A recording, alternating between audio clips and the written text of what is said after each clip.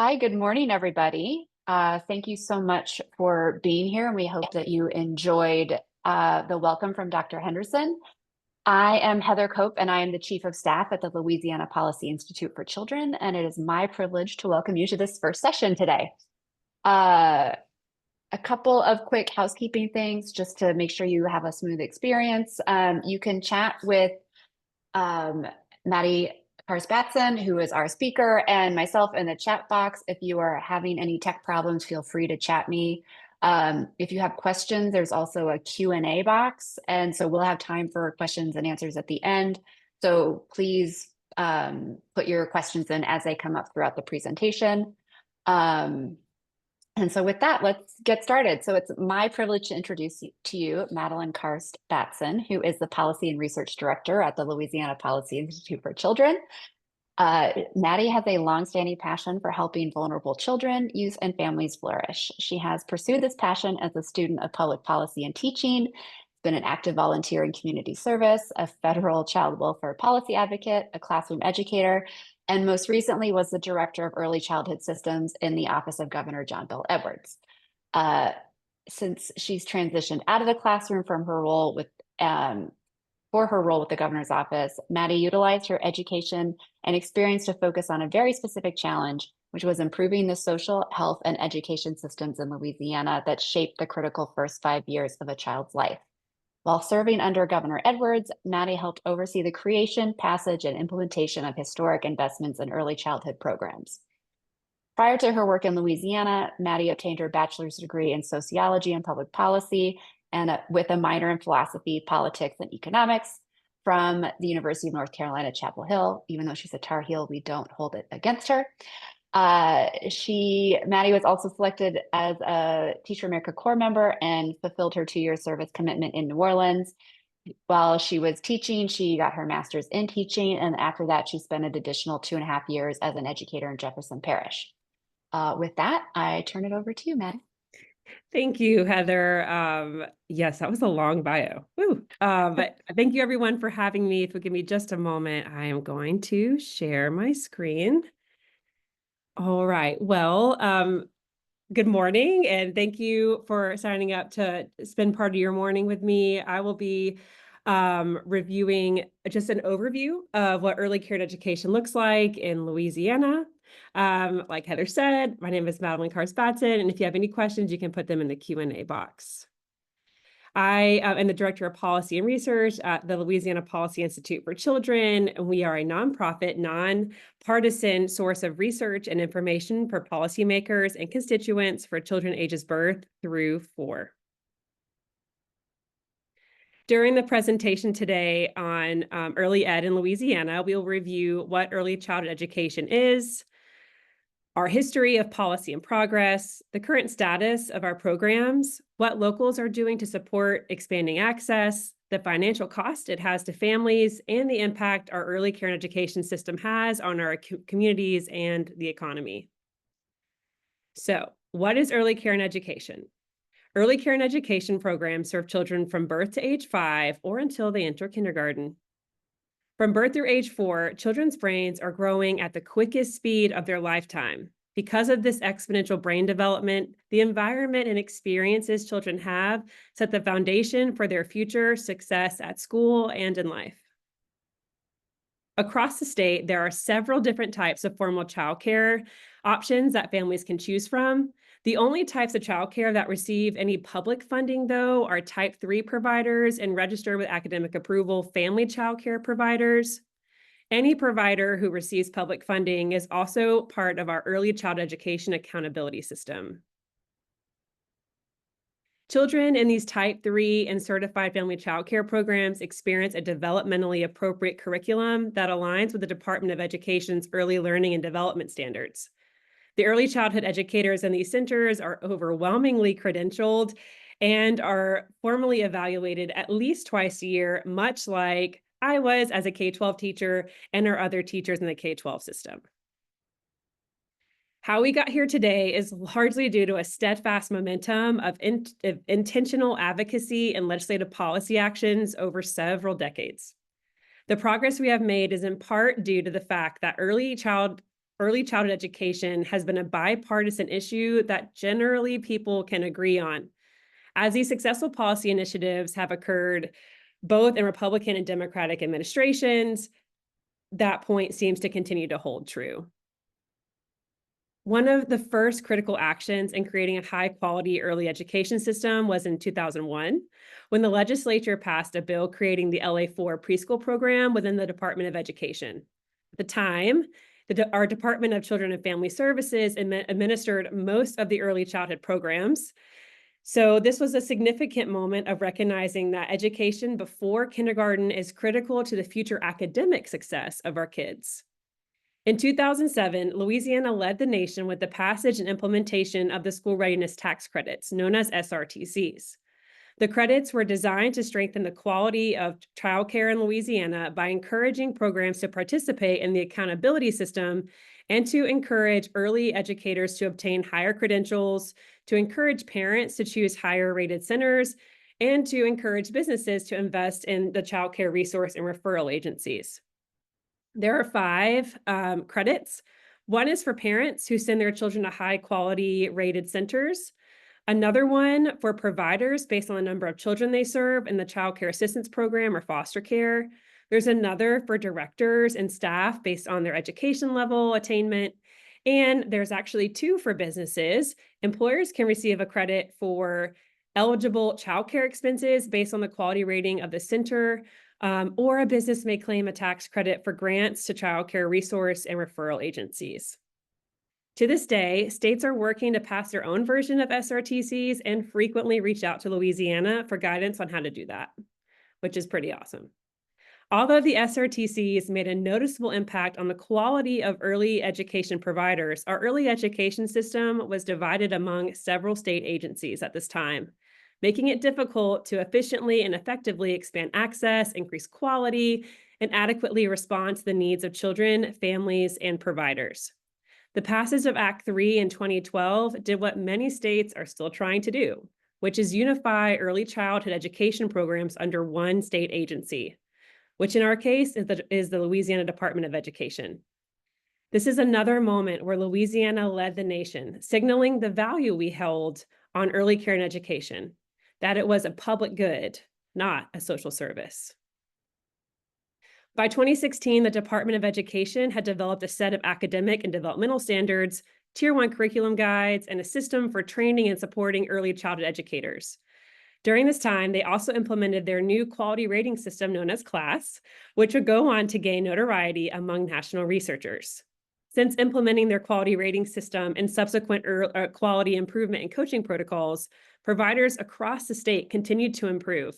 In fact, for the last 2 years, we have had 0 unsatisfactory childcare providers in the state, which is a testament both to the dedication of the department and early educators.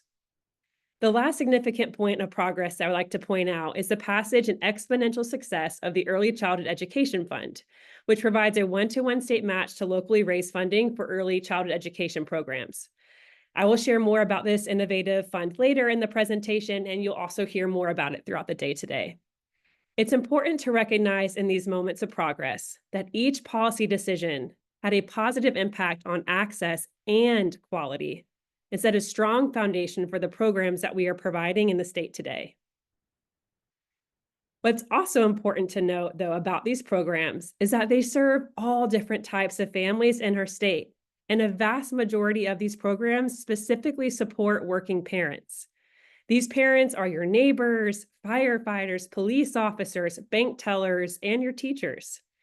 Therefore, truly, the more robust and early education system that we can create in our state, the more robust and successful of an economy and local communities we will have. So, what are these programs and who are they serving? The Department of Education, under the State Board of Elementary and Secondary Education, also known as BESE's guidance, administers several state and federally funded programs for children under age 5. Several of these programs are entirely funded by the federal government, such as Head Start and Title I programs, which you may have already heard about.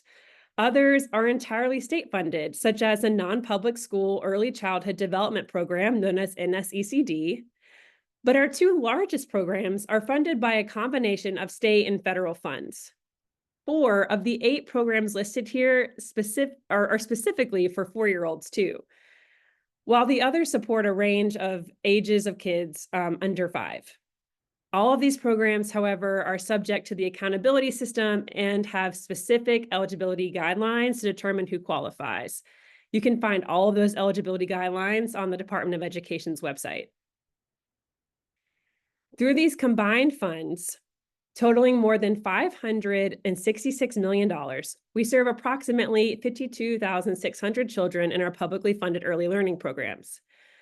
But what's important to know is that the programs I put on the slides previously are not the only ECE programs that we have in the state. And actually, when we total up everything, we actually serve closer to 60,000 kiddos under age 5. But in this presentation, we only focus on the larger ones. While the state has previously increased its contribution to help children access early education programs, I think it's noteworthy to mention that the federal government still carries the largest fiscal burden to ensure that kids have access to high quality care. But locals too see the importance of investing in early childhood education programs. Over the last few years, they have raised millions of dollars through the Early Childhood Education Fund, also known as the ECE Fund, to expand access to our most underserved age group, birth to 3-year-olds. The ECE Fund was established in 2017 and offers a dollar-for-dollar state match to local investment for early childhood seats. With 86% of our in-need 4-year-olds being served already by several of our publicly funded programs, it was important for locals to dedicate their efforts on ensuring infants and toddlers get access to early education programs when they need to. Fiscal year 22-23 was the first year we saw local communities successfully fundraise eligible funds for this program. And in just 3 years, we have gone from 4 localities receiving a match to 13. And as you can see on the map, the popularity of this fund reaches truly across the state. To help support the exponential growth of local investment, the legislature has passed several dedicated funding streams contributing to the ECE Fund. These streams generate around $15 million each year. The innovative funding strategies at the local and state level are another area in which Louisiana actually is ahead of the curve nationally. Locally raised funds go right back into the community from which they came and expand affordable access to quality early care and education to our families who need it most. The total match amount for this fiscal year was over $30 million, which local communities are really proud of, and they should be. However, the revenue sources to the ECE Fund did not generate enough funds each year to cover the state's portion of the match. Unless the legislature allocates additional funds, they will not be able to make the match potentially as early as next fiscal year. What that means for thousands of children in this program is that they will immediately lose access to their child care seat, and their parents will be at immediate risk of having to quit their jobs to care for their children. To put this in context, one community that has benefited from the ECE Fund is Donaldsonville in Ascension Parish. A landscape analysis found that there were no formal childcare options for families in the city of Donaldsonville, meaning that parents would either have to choose a center far away from where they work and live or not to work at all. And for many families, neither one of those options is doable. Understanding the importance of access to childcare for their employees, CF Industries partnered with local officials and contributed $1 million that, with the match, is able to double an impact. Through revitalizing a historic and unused building in downtown Donaldsonville, the West Ascension Early Learning Center, in partnership with Nichols State University, serves 55 children who otherwise would not have access to early education. 44 of those children are residents of Donaldsonville, and 13 of the children have parents that are employed in the town as well. The localized need for birth to 3-year-old seats is made evident by the fact that they have over 100 families on their wait list right now. Having access to an affordable childcare seat is critical for so many of our working families in the state. And while federal and state governments' total contribution to the various early childhood education programs in our state total over $500 million, we still only serve 18% of eligible birth to 3-year-olds in Louisiana. What is important to understand is that the goal of a successful early care and education system is that when parents have children, they are able to choose a child care arrangement that is best for their family. Really, at the center of it is parent choice.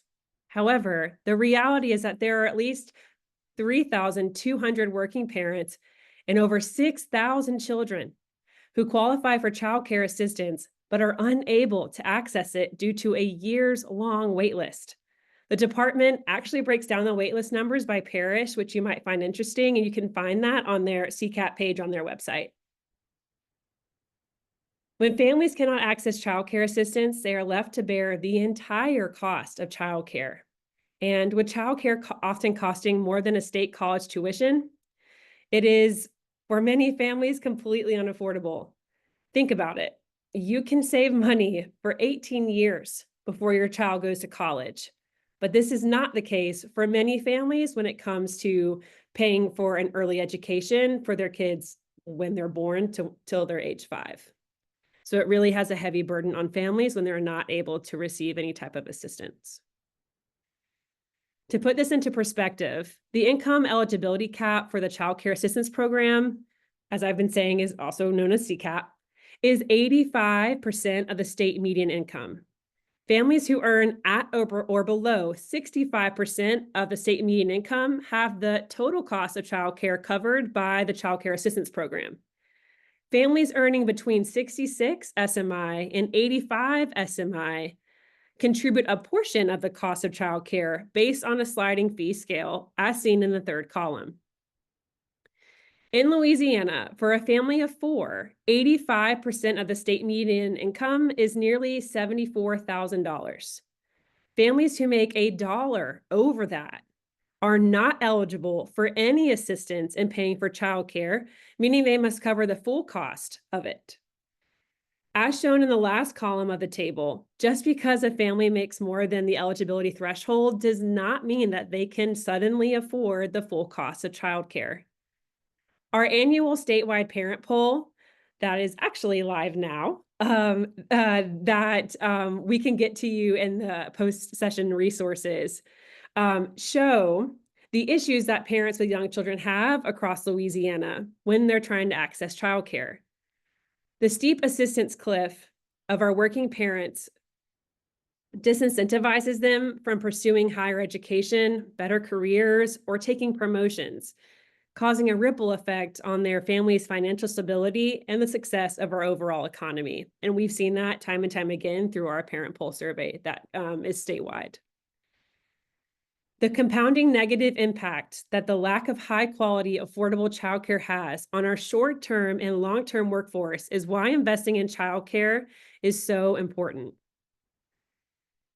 As a short-term workforce issue, when working parents do not have a reliable and affordable option for their child, they are forced to arrive to work late, leave early, miss work entirely, or quit.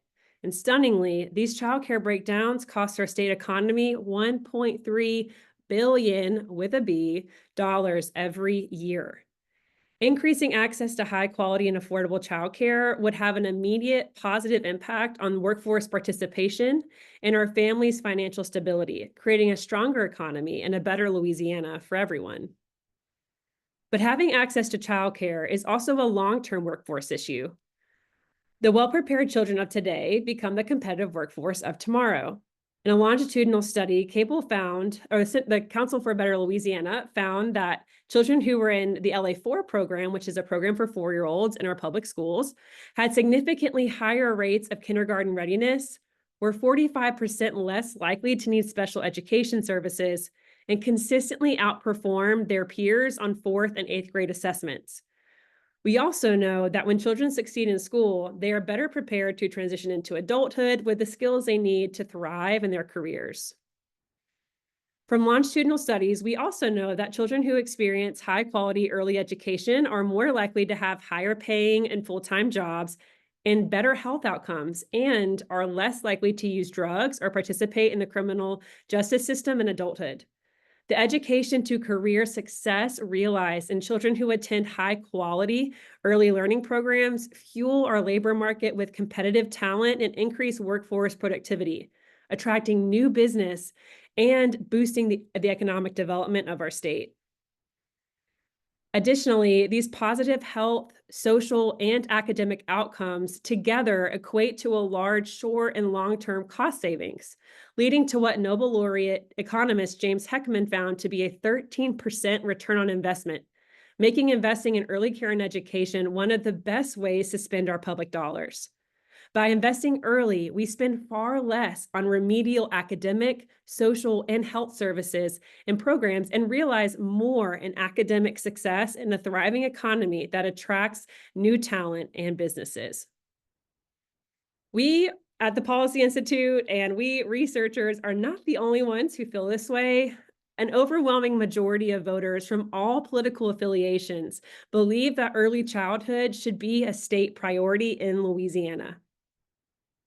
And most voters across all party lines and geographical regions also believe that investing in early care and education is a good use of our taxpayer dollars. And lastly, voters overwhelmingly agree that investments in early childhood education should be long-term and robust to ensure that more young children and their working parents have the opportunity to succeed at school and in life. We know a strong Louisiana starts with our children. So by continuing to focus on ways to improve quality and access, and by seeking out innovative, sustainable, and substantial investments into our programs, we can work towards a brighter, more prosperous future for our families.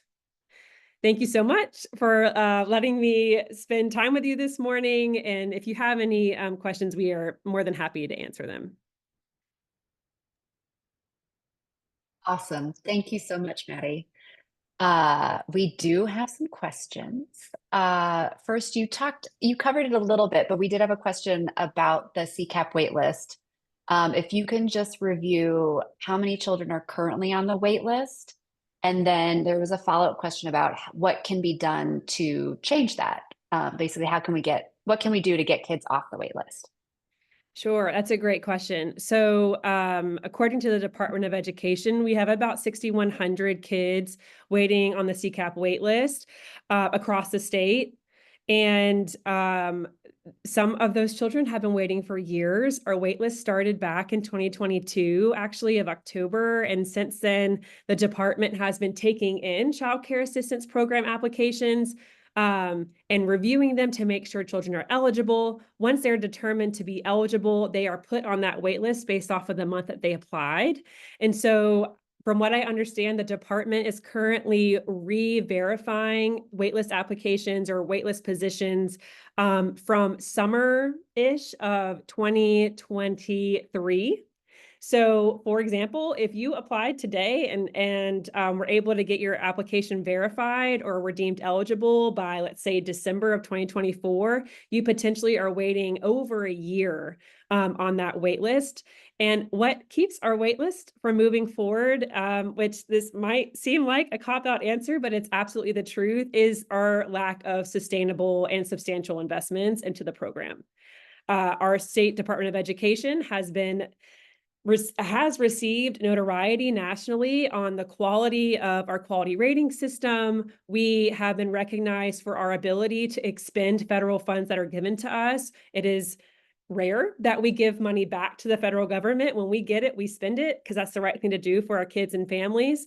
And so the systems in place in the state really are capable of doing more. And we learned that during COVID as well. We were serving upwards of 28,000 kids just in CCAP and the B3 program. And now that has dwindled down by about 10,000 kids. So providers have more capacity. Our state system, while it is not perfect, just like any state system isn't perfect, it has the capacity to really take in applications and put children into care.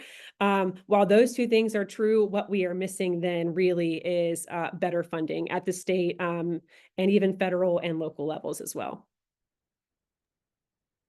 Great. Thanks, Maddie. Another couple of questions have come in about with the upcoming change in the administration federally, what we think that might mean for early childhood education programs in Louisiana. Like, will there be changes? What could be the impact for us here? That's another great question. And unfortunately, my crystal ball is not next to me right now. But what I will say is that going into the election, the Congress seemed to, at the very least, hold steady on most early care and education programs funding wise. We would hope to see that would continue, at least just holding steady. But it really depends on what this new administration decides as their priorities. And we do hope that childcare is one of those things. It certainly came up during the campaign cycle, but we really won't be able to know more until probably early next year. Great. There is a question about if we know sorry, I'm finding the question. It says, asking about, given our long history of early childhood policy and programs in Louisiana, what do we know about Louisiana children's kindergarten readiness, third grade reading, high school graduation, and post-secondary outcomes? Basically, if children engage in early care and education programs, what do we know about their long-term outcomes? Yeah, so Council for a Better Louisiana, as I mentioned in my presentation, did look at that. They wanted to see, okay, so what happens with these kiddos who are in our 4-year-old pre-K programs? How do they do as they age in life? And while they did focus more on academic outcomes, whereas other national longitudinal studies also focus on the health and social outcomes of kids, what we know from Louisiana researchers on Louisiana children is that they do start kindergarten on time. They're more likely to, at least, and they start ready, not just on time, but that they're ready. And that they maintain that readiness in third grade, which we know is a particular area of interest for our state right now, with policy solutions for third grade literacy. We know they do better than their peers in third grade, and throughout high school tested better than their peers who did not participate in LA4. They were more likely to graduate on time and were more likely to have really successful pivots to their post-high school graduation decisions, whether that's in the career or post-secondary schooling. I would say that there still needs to be a lot of what we found from other research too nationally is that there still needs to be a lot of connections made between early care and education and the birth to 5 space and our K-12 system. We are not two separate things. We really are a continuum. And so the stronger we start our kids, the stronger they can get into the K-12 system. And then the stronger we make our K-12 system, the more likely our kids are going to continue to succeed. Okay, thanks, Maddie. Let's see. Somebody asked, how can we support funding at the local level? I'm guessing they mean for early childhood programs. Yeah, so you're going to hear a lot more about that throughout the day, so I won't steal the show. But locally, we've seen some really exciting ideas, both from investment in philanthropy, investment in economic development corporations, and institutions. We've also really seen elected officials finding solutions either at the city level or at the parish level for changing up how they tax. And what we've seen too is that we know taxpayers are behind that as well. So that's the only preview I'll give you because you're going to learn more about that today. Great. And then someone asked, as an advocate for early childhood education in Louisiana, what should we be asking our legislators? Any specifics to pinpoint? Well, first of all, we need to make sure our legislators understand that the birth to 5 space really is early learning. And it is an educational environment that is developmentally appropriate for our children. It is not the daycare of the 1980s or 1990s. It's not babysitting. And really that might, for many of us, feel like a foundational understanding that we already have. Many legislators are far removed from that time with their children, and so they may not understand really what the changes have been, particularly in our state since Act 3 in 2012. And so really engaging with them, helping them understand first what early education really is, If you are connected to childcare providers, please invite your local elected officials from all levels to a center for a center visit. It is amazing watching their faces light up when they really connect all the dots.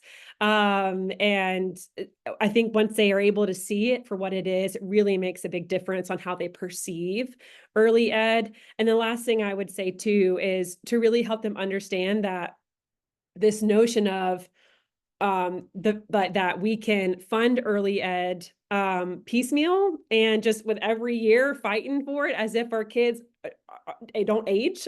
Just like our kids in K-12, we have a long-term sustainable funding system for our kids in K-12 because we realize kids age and they don't just go to school for 1 year and then disappear. The same thing should be for early care and education. We really need to start looking at it in a long-term perspective of long-term funding so that when a kiddo gets into care and at age 1, they're able to feel that that seat is going to be funded until they reach their kindergarten age.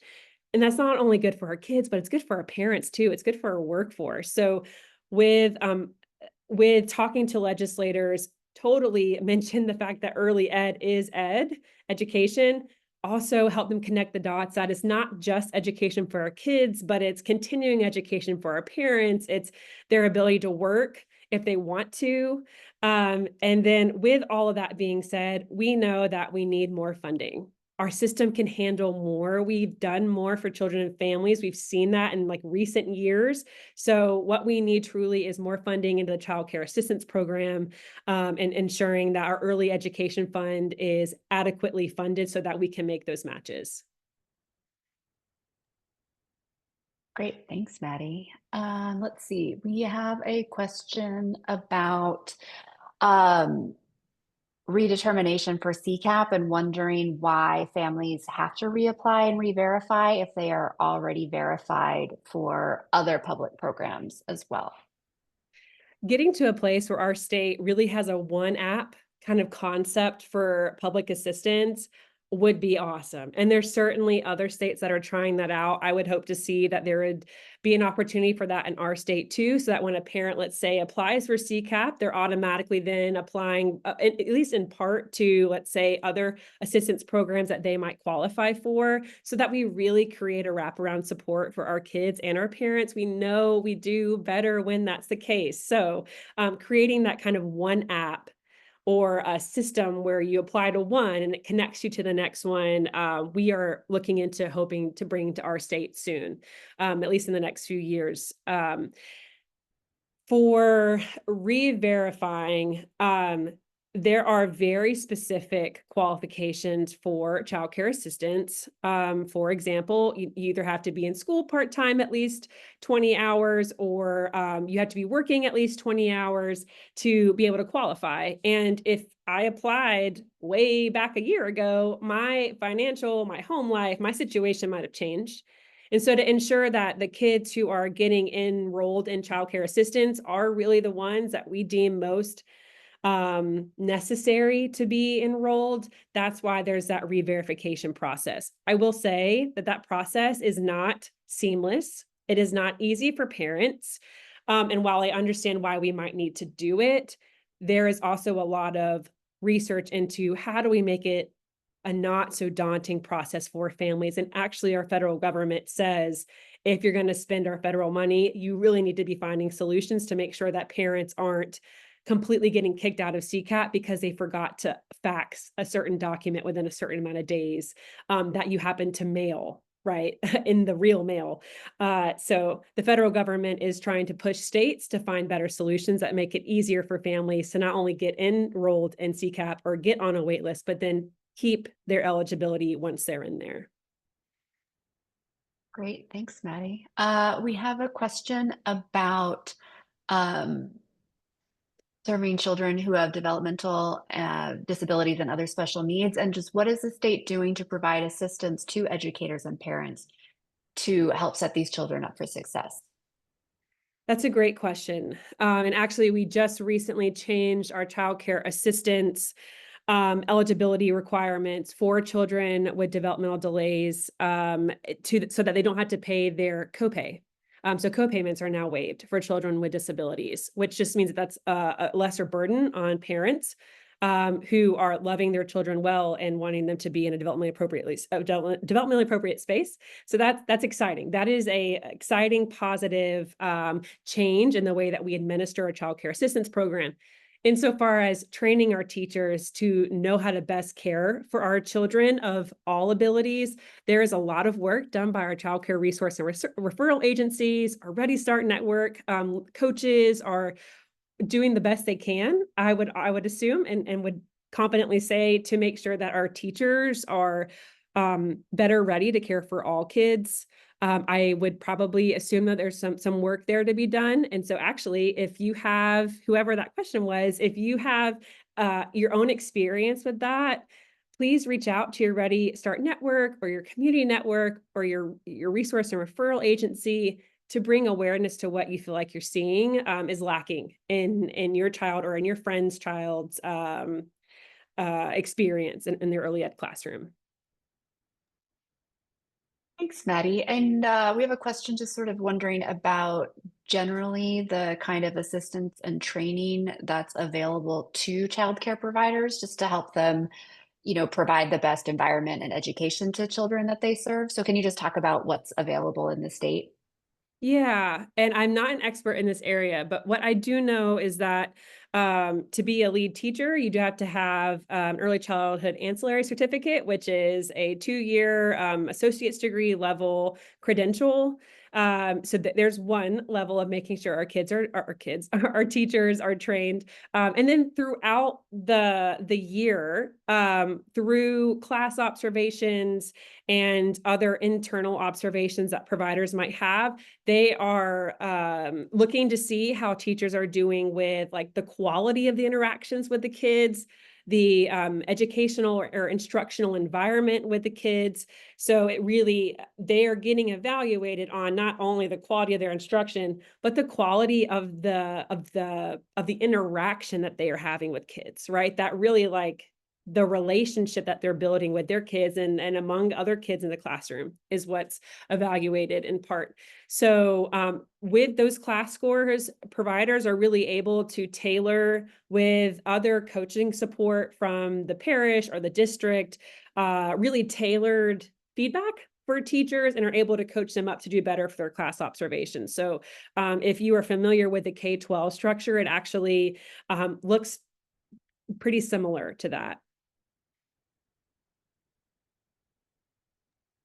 Okay, thanks, Maddie. I'm just running through everything to see what other questions might have come in.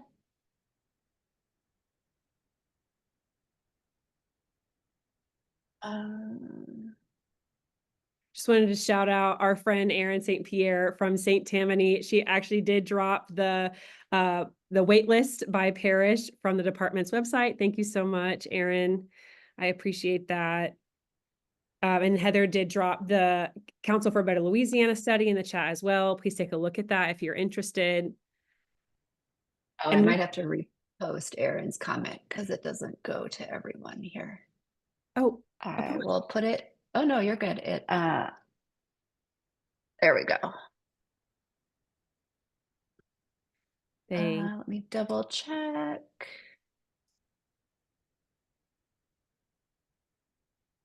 Okay.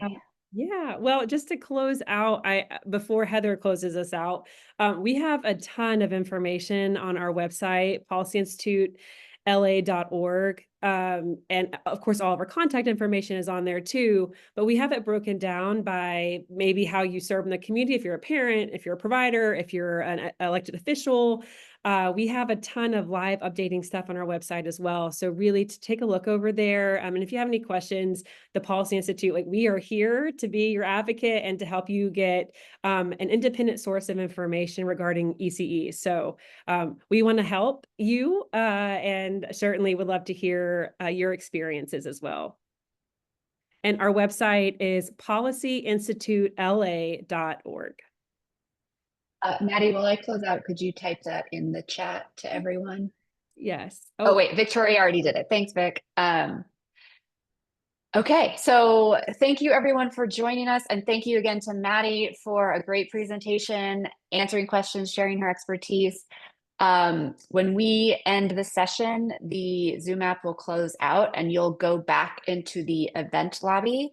When you go there, please take a moment to complete the survey about this session. It'll be a pop-up at the top of the top right of your screen, apparently. In the lobby, you can check the sessions tab at the top for details on the next sessions, which will start at 10:05. In the meantime, you can feel free to hang out in the lobby, network with others, put stuff in the chat box or in a private chat. And if you have any additional questions or need assistance, our team is here to help. So feel free to chat for that in the lobby. And again, thank you so much for joining us today, and we look forward to seeing you in the next session. All right. Thanks, everyone. Thank you. Bye.